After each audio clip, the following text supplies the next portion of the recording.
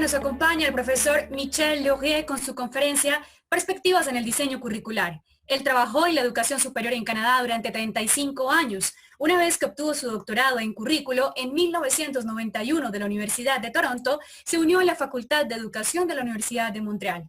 En 2012 fue contratado en la Universidad de Ottawa como decano de la Facultad de Educación. Se convirtió en vicepresidente académico y provost, y ahora tiene un estatus de profesor adjunto.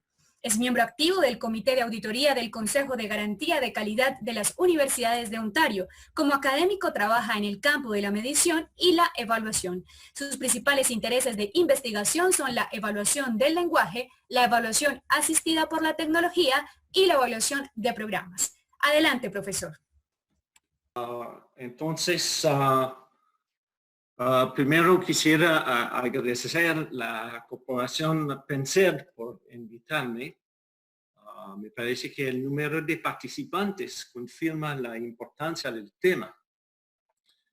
En mi ponencia trataré de destacar los principios epistemológicos y las demandas sociales que subyacen varios enfoques en construcción de los programas. Hablamos de objetivos pedagógicos, resultados de aprendizaje, de competencia. Entonces, mi presentación va a complementar el taller de Gonzalo y la ponencia del doctor Aboy Javed. Presentaré los desafíos que enfrentan las instituciones de educación superior para adaptar su organización laboral y cumplir los requisitos de una evaluación válida de los aprendizajes. Bueno, el modelo clásico de las universidades es bastante sencillo. Los estudiantes son como hojaras que se deben rellenar con conocimientos. Es una representación caricatural, por cierto, pero la verdad es que desde la creación de las universidades hace 1000 años, la idea de una transmisión de conocimientos permaneció. El profesor posee los conocimientos y su papel es presentar la materia. Hay poca interactividad ya que el profesor habla y los estudiantes escuchan. Ese modelo es más popular en ciencias sociales, ciencias puras, literatura, que en los programas de tipos más técnicos. De tal modo que a veces se asocia la transmisión de conocimientos con una perspectiva humanista. Pero no se puede decir que es el único modelo que se usaba en las universidades hasta 50 años. Se observaban alternativas como la integración de los principios de aprendizaje por exploración, como la mayéutica, o el aprendizaje por imitación, donde el profesor actúa como un maestro. En la transmisión de conocimientos, el currículo está organizado a partir de las nociones del contenido. Entonces, no se preocupa de lo que puedan hacer los estudiantes como en los enfoques que ahora voy a describir. Entonces, a partir de los años 70, hubo esfuerzos para que el aprendizaje sea más activo y para organizar el currículo a partir de lo que debería hacer o conocer los estudiantes. Entonces voy a describir 3 enfoques en el diseño curricular, 3 enfoques que focalizan sobre lo que se espera por parte del estudiante. Los enfoques son objetivos de aprendizaje, competencias, resultados de aprendizaje. Y hubo algunas preguntas en las presentaciones anteriores. Ojalá que lo que voy a decir aclare un poco los conceptos. Primero, los objetivos de aprendizaje. Bueno, Las fuentes se pueden encontrar en el trabajo de Ralph Tyler, en su libro Basic Principle of Curriculum and Instruction, en 1949, explica cómo se construye un currículo a partir de lo que deben hacer los estudiantes. Y después hubo el trabajo de Bloom y su equipo sobre los objetivos, y después el Mastery Learning, y todo eso condujo a la enseñanza programada. Claramente la perspectiva es neobehaviorista. Se pueden traducir los objetivos generales en objetivos específicos que sean observables y medibles. Y según Meagher, los objetivos tienen tres componentes. Primero, un comportamiento observable. Segundo, las condiciones de la realización de ese comportamiento. Y tercero, un criterio para decidir si el desempeño es satisfactorio o no. Lo que es importante es que los objetivos se integran en una taxonomía que está basada sobre lo que hace el estudiante, al contrario de los objetivos de enseñanza, son objetivos de aprendizaje, y la idea que hay varios niveles de profundidad. Entonces, como lo vimos en la presentación anterior, hay varios niveles de profundidad. Conocer, que está abajo, el color morado, involucra la memoria, es el nivel más sencillo. Aplicar, por ejemplo, el color verde, que es aplicar es una transferencia de una situación en una situación real, y eso es más complicado. Y arriba, de color rojo, evaluar, pero evaluar en el sentido de pensar para tomar una decisión, es mucho más complicado. Otra perspectiva, las competencias. Bueno, como decía Gonzalo, hay como dos corrientes, pero hace mucho tiempo que hablamos de competencia, y hablamos mucho más de competencia desde 20 años, más en europea. Pero la idea viene de la capacitación profesional y técnica, y se podía encontrar competencias en los años 70, en el corriente de Educational Technology. Se puede relacionar también con la lingüística de Chomsky.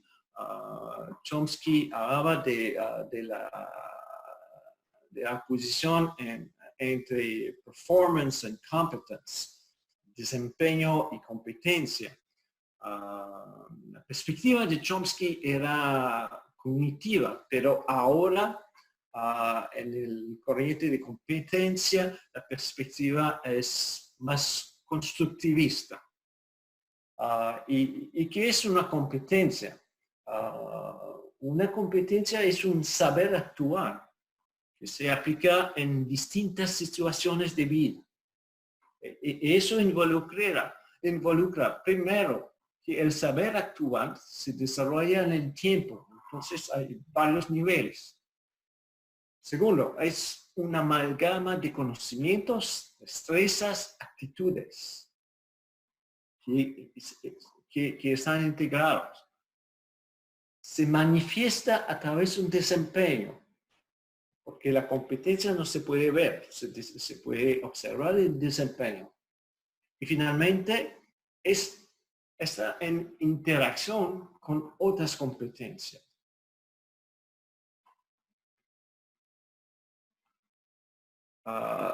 García Sampedro destaca varios tipos de competencia. Hay competencias básicas o instrumentales, como habilidades de redacción. Hay competencias genéricas o o transversales, es igual a como trabajar en equipo.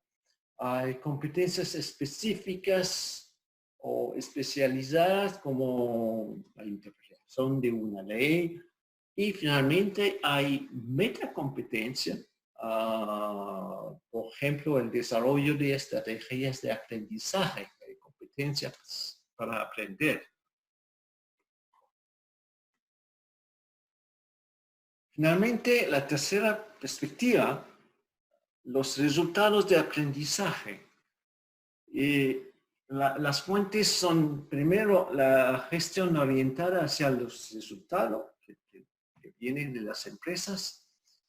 Y segundo, una combinación de la perspectiva de objetivos de aprendizaje y la perspectiva de competencia. Entonces se puede decir que la perspectiva es más pragmática, integra de una manera que no es siempre coherente elementos de los objetivos y elementos de las competencias.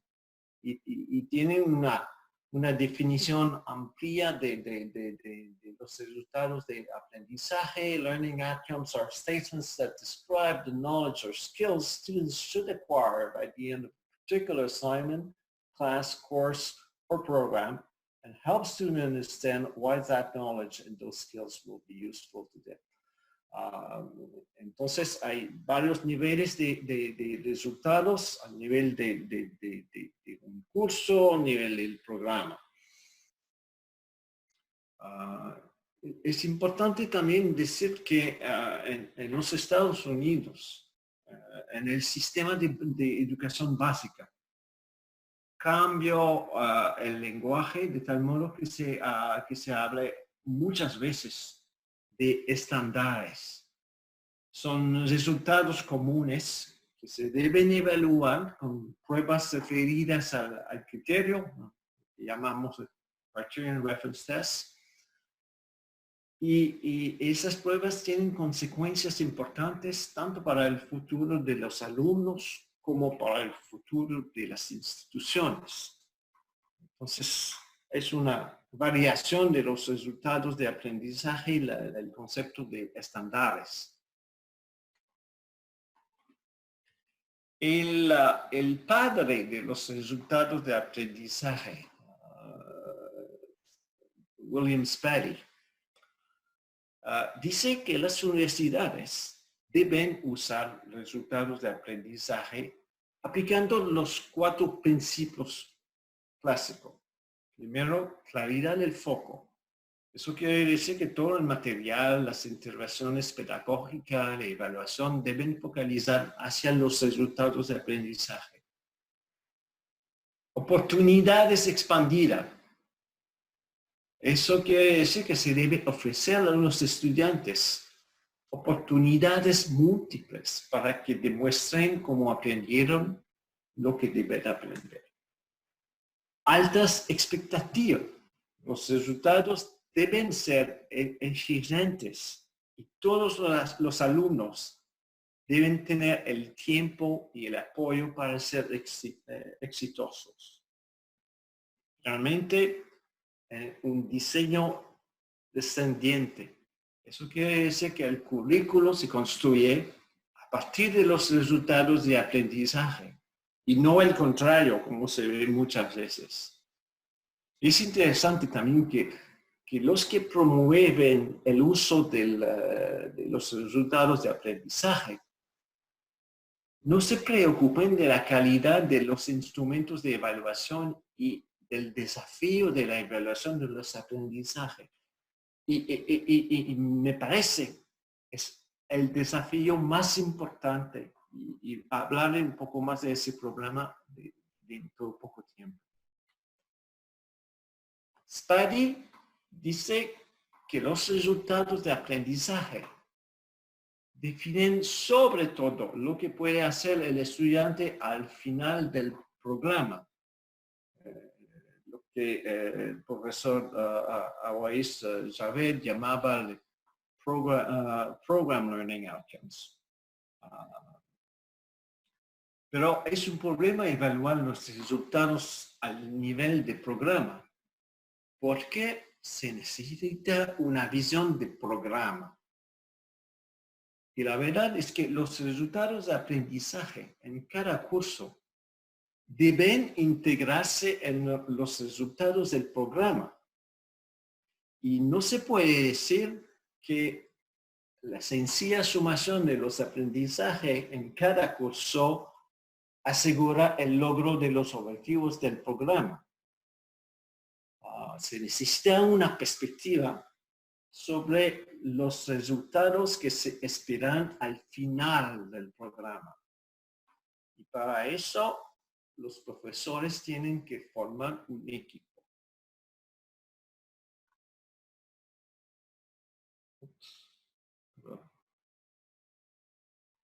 Y la definición, el uso y la evaluación de los resultados de aprendizaje o también de competencias a nivel de un programa cree un espacio de concertación entre los actores. Se desarrolle una visión de programa común, conjunto, una visión orgánica y se ve el programa como algo completo y no como una serie de cursos. Pero hay que cambiar el ámbito de trabajo.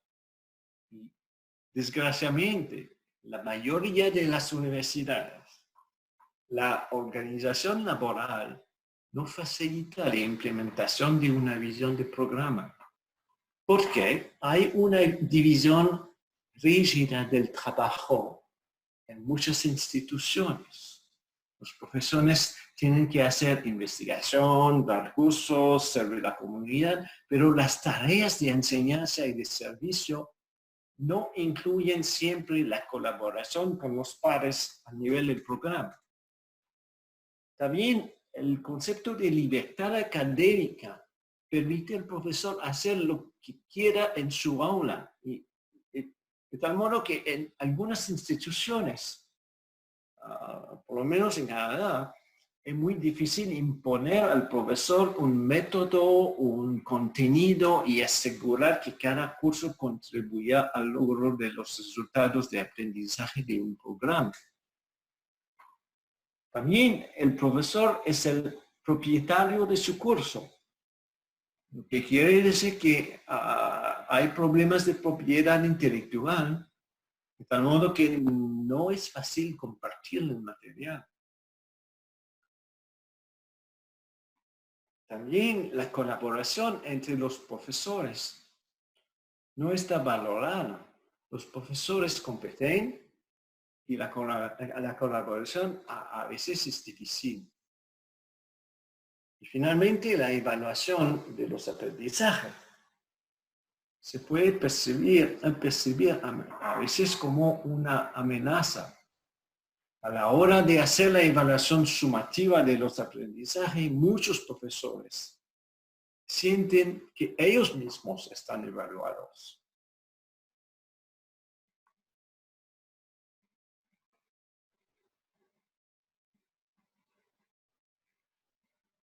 Evaluación formativa no es tan amenazada como la sumativa, porque muchas veces la evaluación formativa que sirve para la regulación, arriba en el diagrama,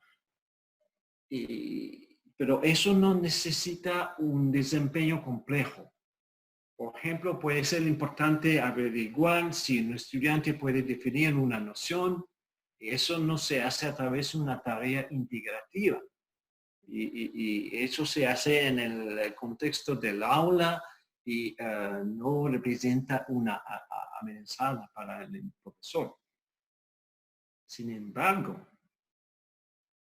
a la hora de evaluar para certificar las capacidades final de un programa, o para pilotar un programa que es abajo, hay que proponer tareas complejas que integren muchos aspectos. Entonces es importante establecer el propósito de evaluación porque se puede evaluar para la regulación, la evaluación formativa, el reconocimiento para selección, clasificación, para balance en final de curso de un año o para la certificación o para el pilotaje del sistema para tomar decisiones, para mejorar el programa o hacer la rendición de cuentas. El modo de evaluación debe ser apropiado para el uso, que sea la regulación, reconocimiento o pilotaje. En el campo de la medición educativa hubo un debate sobre la validez. Al final es claro que no es suficiente que una tarea incluya los componentes del contenido.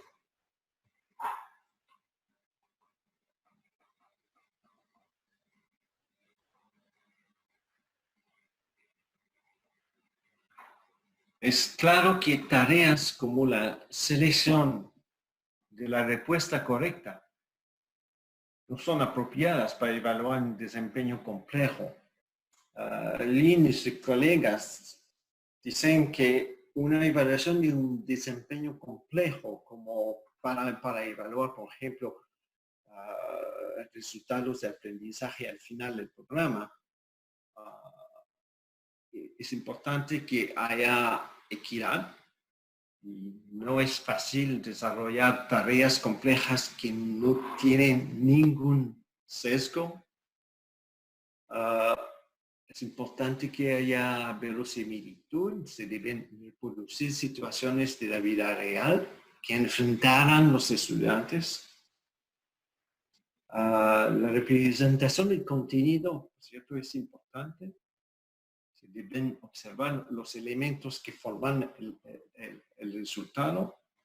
La calidad del contenido, el desempeño debe proporcionar indicios claros que permitan inferir la competencia o que los resultados están desarrollados.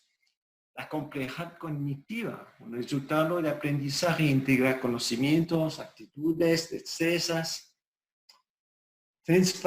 transferencia y generalización. Eso es importante también, porque se debe inferir que el éxito en una tarea particular involucre éxitos en otras tareas parecidas.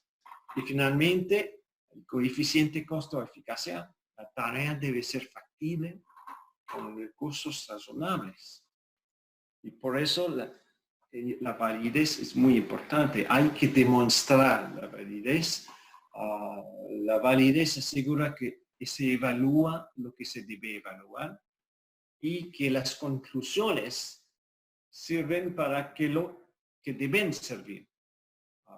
En un contexto donde se usan resultados de aprendizaje, hay que demostrar que la evaluación se hace sin contaminación por conocimientos, destrezas o actitudes que no pertenecen al construido. Construido es la representación compartida de esos resultados.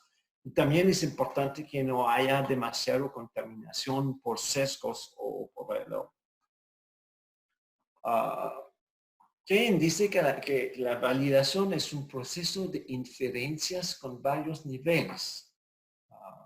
Entonces, a partir del desempeño por etapa se puede inferir el nivel de competencia o se puede inferir que se han logrado los resultados de aprendizaje. Y esas inferencias se deben basar sobre datos de calidad, lo que es un desempeño que permita inducir la competencia que le sustenta. Y la validez debe ser una prioridad. No hay confiabilidad si no hay validez. Y por eso hay que encontrar herramientas para facilitar la observación. Entonces, en el contexto de evaluación de resultados de aprendizaje, muchas veces se usan rúbricas de evaluación, no sé si es la palabra, rubrics, que son una rejilla para apuntar las observaciones en referencia con varios criterios. También se usan escalas de desarrollo, porque la perspectiva de una competencia y también de un resultado de aprendizaje es que se desarrolla en el tiempo, del nivel de principiante hasta el nivel de experto.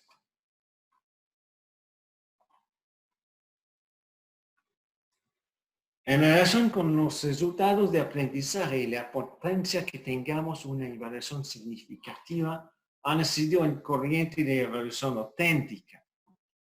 Las tres primeras características explican por qué se llama así, porque son situaciones de la vida regular, porque son situaciones significativas que motivan a los alumnos o estudiantes, y porque son problemas frecuentes fuera del ámbito de formación. Eso es porque se llama evaluación auténtica. Entonces hay que inducir la competencia a partir de un desempeño y por eso también hablamos de evaluación basada sobre el desempeño, performance assessment.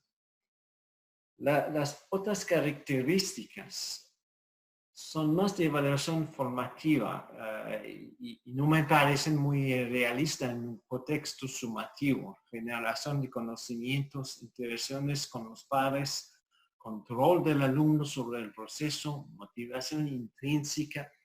Eso puede ser difícil que implementar en el contexto de una evaluación sumativa, por ejemplo, para hacer la certificación o para ver si se han logrado los resultados de aprendizaje al final del programa. Y en ese contexto se necesita una forma de evaluación más integrativa en relación con la vida real. Hay muchas oportunidades para evaluar de manera auténtica en los programas que incorporan proyectos finales o pasantías. Y un ejemplo clásico de una formación de una forma de evaluación que cumple los requisitos es el portafolio. Se puede definir el portafolio, eso es la definición de Arthur Spandl, una colección de documentos en base a un propósito. Esa colección representa el trabajo del estudiante que le permite a él mismo y a otros ver sus esfuerzos de logros en una o diversas áreas contenidas. Se usa el portafolio para mejorar la validez, porque normalmente el portafolio se construye con tareas que el estudiante podría encontrar en la vida. Se usa para informar a varios actores. Esos actores son, seguro, el estudiante mismo, pero también otros estudiantes, los padres, empleadores. El portafolio también es bueno para motivar a los alumnos o estudiantes. A los estudiantes les gusta mucho la construcción del portafolio. También el portafolio puede desarrollar la metacognición y por eso es importante que el portafolio incluya un periodo de reflexión sobre la construcción del portafolio. No se puede incluir todo lo que ha hecho el estudiante en el portafolio. Es importante que haya un proceso de reflexión para escoger lo que va a incluir en el portafolio. Y es bueno para evaluar el progreso, porque el portafolio es un objeto dinámico, cambia a través del tiempo.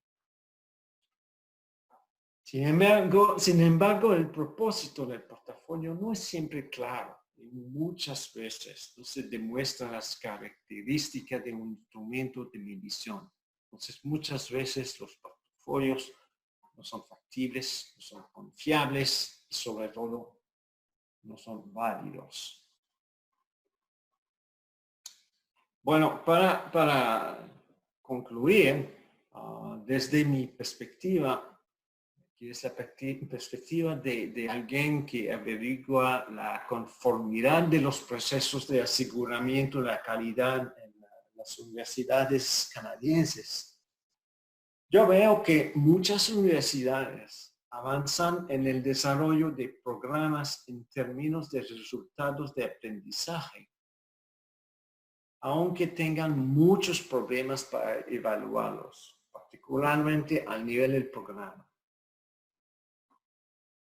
Y un obstáculo es la organización laboral. Entonces, se puede cambiar el currículo, pero también hay que cambiar el ámbito general. Y me parece que es importante seguir ese movimiento, porque últimamente lo que aprenden los estudiantes es lo único que importa. Es lo que importa para el futuro de los estudiantes y para nuestro desarrollo social. Muchas gracias. Profesor Michel Laurier, muchísimas gracias por su importante intervención hoy. En este momento voy a dar paso a algunas preguntas que han sido escritas por nuestros profesores participantes. Las competencias genéricas también se miden con resultados de aprendizaje. ¿Cuáles podrían ser las métricas? Bueno, las competencias transversales se pueden medir a través del portafolio. Se pueden también observar con, por ejemplo, competencias de redacción, que es un tipo transversal. Se puede medir también con rúbricas. La diferencia, creo, de las competencias de tipo transversal es que se pueden observar a través de varias disciplinas. Y por eso, por ejemplo, a la hora de construir una rúbrica para observar una tarea, se puede agregar un criterio que se refiere a una competencia transversal. Por ejemplo, la comunicación en un equipo. Eso se puede agregar al instrumento de evaluación para una tarea específica. Ok. Una pregunta con un poco de contexto. En este tiempo de pandemia, donde la gran mayoría está impartiendo docencia a distancia, las evaluaciones que he realizado muestran resultados de calificaciones muy sobre lo normal. Prácticamente el 100% están aprobando los cursos. En condiciones normales, 70% de aprobación. ¿Cómo podemos validar si los resultados de aprendizajes específicos a través de estas evaluaciones a distancia son reales? Es una pregunta muy interesante. Eso no lo sabía, que en contexto virtual casi todos tienen calificaciones bastante altas. No sé exactamente por qué. Es posible que sea un problema con los instrumentos de evaluación, tal vez. Es verdad que a veces puede ser mucho más complicado observar un desempeño que sea significativo para inferir el nivel de competencia o para ver si se han logrado los resultados de aprendizaje. Es posible también que sea un problema, digamos, más social.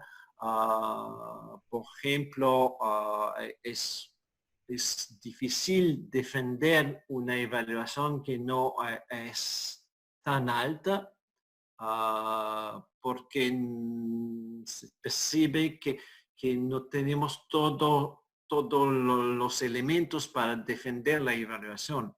Eso es también una dimensión de la validez.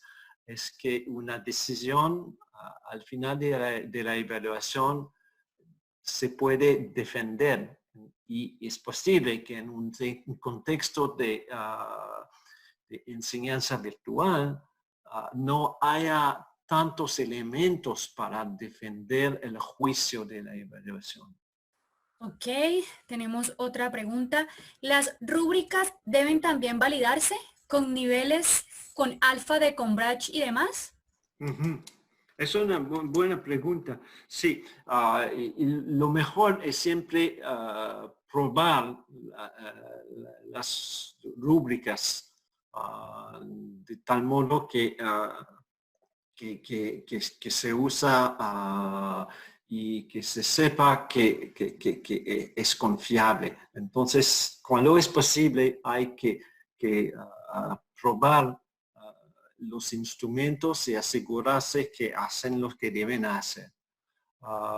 También, particularmente en el contexto de competencia, como se habla de competencia que se desarrollan en el tiempo, es importante asegurarse que se puede observar el desarrollo de la competencia.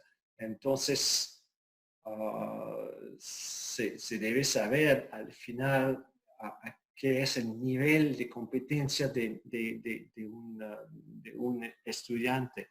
Entonces hay que tomar en cuenta los varios niveles de desarrollo. Es posible que sea un instrumento bastante amplio, o más precisamente un instrumento que focaliza sobre el nivel que está esperado al final del curso o al final del programa. Y ya para finalizar, una última pregunta, profesor Michel. Sí. ¿Qué opina de la propuesta de hacer exámenes de ingreso a la universidad de forma virtual? ¿Qué validez tendría? ¿Ingresa o egresa? Ingresa para hacer los exámenes de ingreso para poder entrar a la universidad. Ajá. Bueno, eso es una cosa que vale la pena examinar.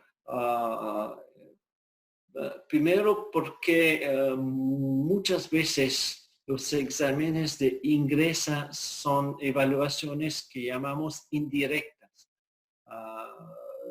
No se trata de evaluar las competencias, sino las condiciones que van a permitir el desarrollo de la competencia en el contexto de del programa. Se busca mucho más indicadores que permiten decir si ese estudiante va a desarrollar las competencias, tiene los recursos, tiene los conocimientos para avanzar en el programa. Entonces son evaluaciones bastante indirectas, y no es tan necesario que sea una evaluación puramente auténtica como es importante al final del programa. Buscamos mucho más indicadores de éxito que una evaluación completa de la competencia. Entonces, vale la pena examinar si es posible que sea una prueba de tipo virtual, porque es mucho más importante guardar esos recursos para la certificación al final del programa que al ingreso. Profesor Michel Laurier, muchísimas gracias por su importante intervención, por ser partícipe de este International Summer School for Professors Training 2020. Gracias. Ok.